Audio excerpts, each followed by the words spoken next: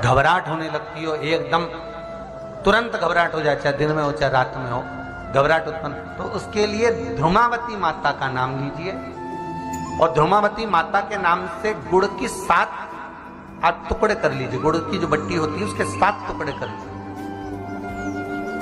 और ध्रुमावती माता के नाम से जहां पर गौरी और शंकर दोनों विराजमान हो, तो शंकर भगवान का जहां शिवलिंग हो और शिवलिंग के साथ में पार्वती जी शंकर के साथ नीचे ही बैठी हो, सामने दीवार पर या ऊंचाई पर ना।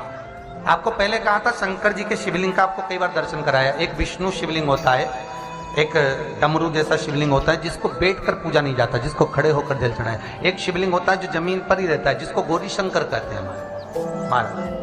तो गौरी शंकर का स्मरण कर कर, उमा महेश का स्मरण कर कर, जो शिवलिंग जमीन पर हो और पार्वती जी भी जमीन पर ही स्थापित, गौरी शंकर का स्मरण कर कर शुक्रवार के दिन शंकर भगवान पर प्रदोष काल में समय के शाम के समय पर सूर्य अस्त के कुछ ही क्षण में वो गुड़ की डिलियां आप शंकर भगवान को चढ़ा दीजिए और गौरी माता का स्मरण कर कर उसको उठाकर ले आइए।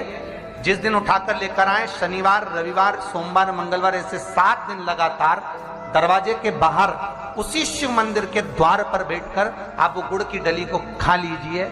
महाराज, जिंदगी में कभी घबराहट नहीं हो सकती, सिर दर्द नहीं हो सकता, बेचैनी नहीं हो सकती और पसीना नहीं आ सकता घबराहट के कारण। रात को चक सो आनंदमय।